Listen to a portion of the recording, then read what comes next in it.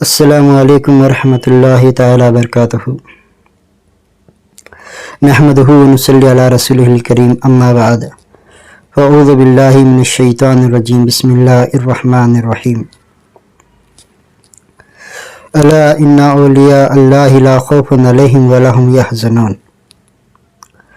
صدق اللہ العظیم وصدق بلغنا رسولہ النبی الکریم، ونحن علی ذلک من الشاہدین والشاکرین، والحمد للہ رب العالمین۔ آئیے ہم اور آپ سب سے پہلے آقا نامدار، مدینہ کے تاجدار، صاحب الاولاق، تنویر کائنات، رحمت للعالمین صلی اللہ تعالی علیہ وسلم کی مقدس بارگاہ میں حد درود پاک پڑھیں۔ اللہم صلی علی سیدنا شفیعنا حبیبنا مولانا محمد بارک وسلم، صلو علیہ، صلاۃ و سلام علیک یا رسول اللہ صلی اللہ تعالی علیہ وسلم۔ آپ حضرات نے پچھلی قسطوں میں مختصر سوانح حیات سلطان الفقراء حضور درویش بابا علی رحمت رضوان نامی کتاب کا پیش لفظ سماعت فرمایا۔ اب حضور درویش بابا علی رحمت رضوان کے تعلق سے اصل کتاب پیش خدمت کی جا رہی ہے۔ صاحب کتاب نے سب سے پہلے حضور درویش بابا علی رحمت رضوان نے جو اشعار پڑھتے تھے اس کو لکھا ہے۔ صاحب کتاب کہتے ہیں، آپ یعنی حضور درویش بابا رحمۃ اللہ علیہ اکثر مندرجہ ذیل اشعار گنگناتے تھے۔ اللہ اللہ بولنے سے رب جسے، اللہ اللہ بولنا آتا کسے، سب کو چھوڑ رب کو دیکھ، رب کی نظر سے سب کو دیکھ، چلنے والے کو یہ قدم کا رستہ، پیر کامل ملے تو رب اب دستہ، درویش کی نصیحت ہے کہ تیرا سینہ کمال حق سے بھر کر عامل قرآن بن جانا، گر نہ جائے میری قسمت میں مدینہ جا کر، گر نہ جائے میری قسمت میں مدینہ جا کر، اے خدا کیا کروں تیری جنت لے کر۔ صاحب کتاب کہتے ہیں کہ حضور پر نور دعا گو درویش بابا رحمت اللہ علیہ کا نام خاص الحاج سید رحمت اللہ شاہ قادری بن سید عبد النبی شاہ قادری عرف عبد الرحمن شاہ قادری درویش ہے۔ آپ کا سلسلہ حضور غوث پاک رضی اللہ تعالیٰ عنہ سے جا ملتا ہے۔ جنابہ حمیدہ بانو ساکن کوئمتور تمل ناڈو حضور کی خدمت اقدس میں کئی سال رہی۔ فرماتی ہیں کہ ایک روز حضور جنگلی پیر کے دربار میں اکیلے تشریف فرما تھے۔ موقع غنیمت جان کر ہمت کر کے نام مبارک دریافت کی، حضور نے درویشی بتایا۔ میں قدموں میں سر رکھ کر رونے لگی اور ضد کرنے لگی، آپ اپنا دو ہی نام بتائیں۔ حضور بڑے مشکل سے فرمایا، اس کے گواہ دربار کے مجاور ہیں، میرا نام سیدنا ابو صالح بن سید شرف الدین عرف شرفو۔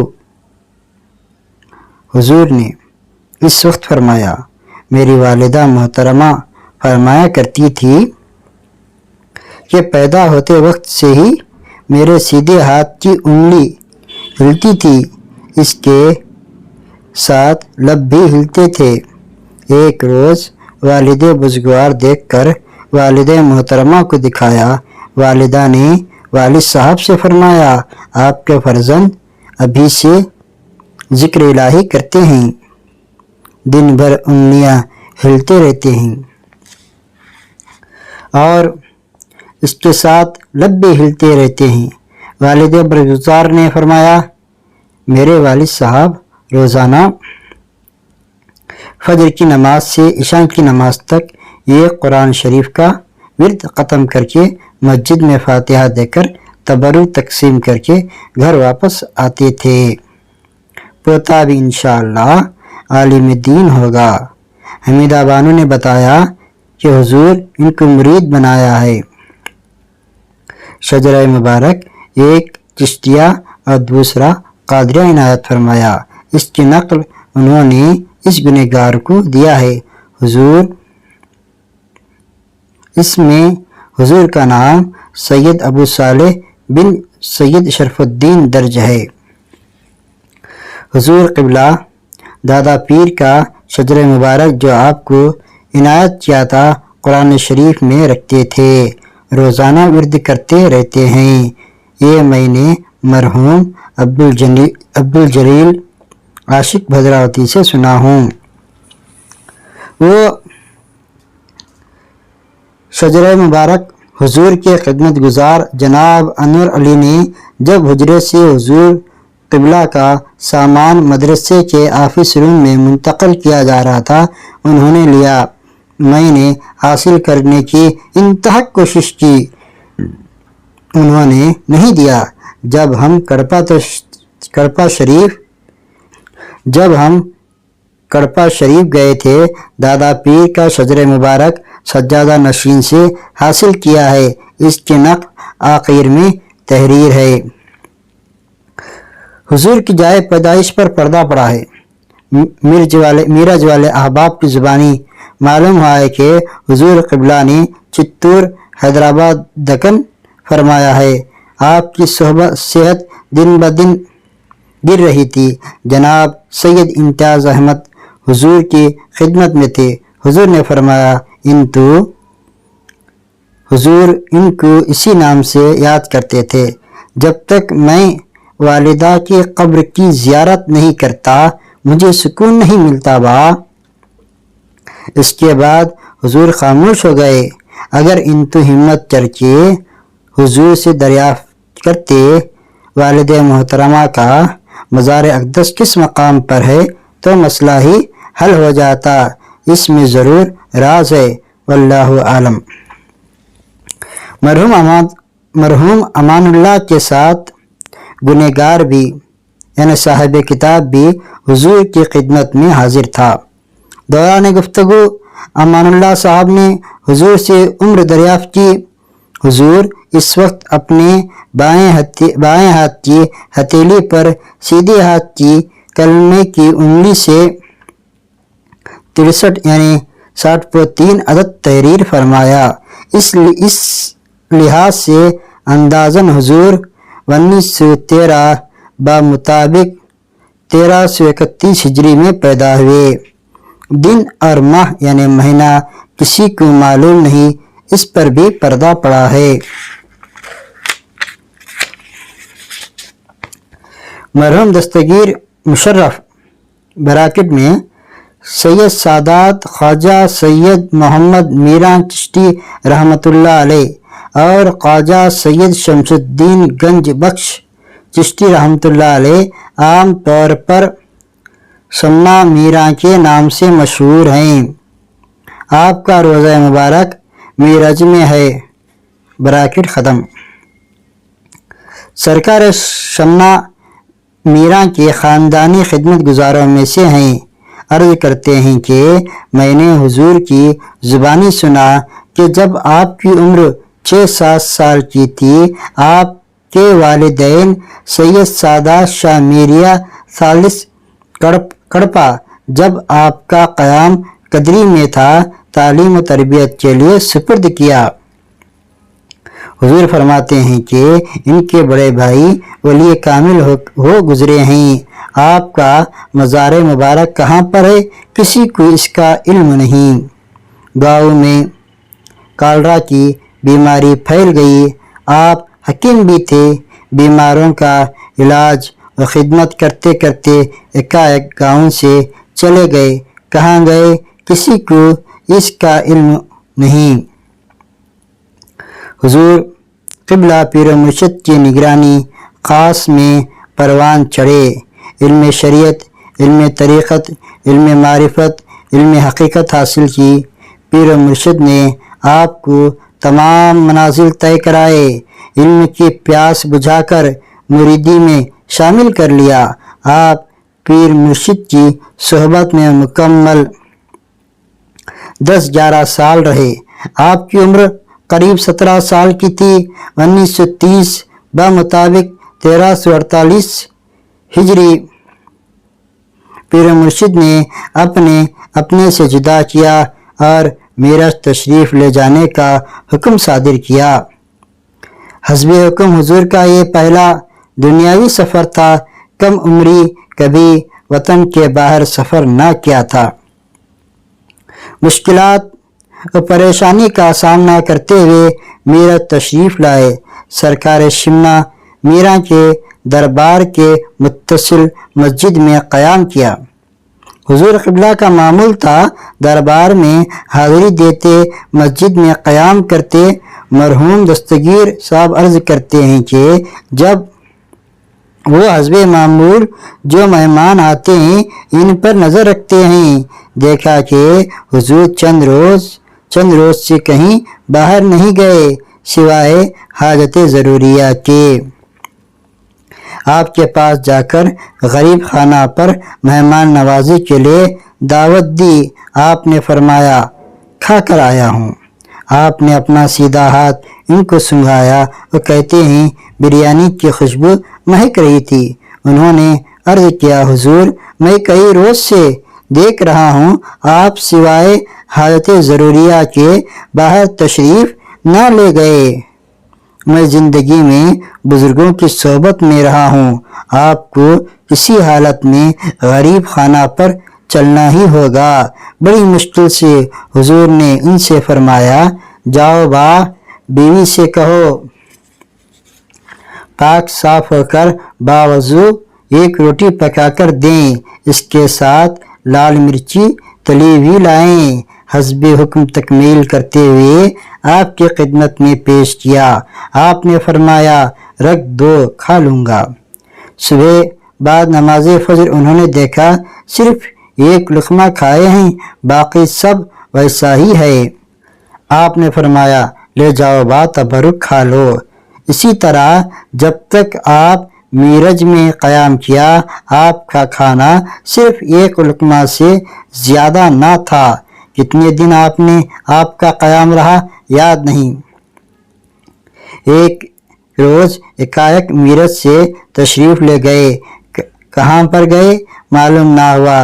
جس وقت آپ معراج تشریف لائے تھے چہرہ مبارک سے جمال رحمانیت و نورانیت ٹپک رہا تھا، جسم پر پیون لگے جبہ تھا اور گدڑی تھی، اس کے سوائے اور کوئی سامان سفر نہ تھا۔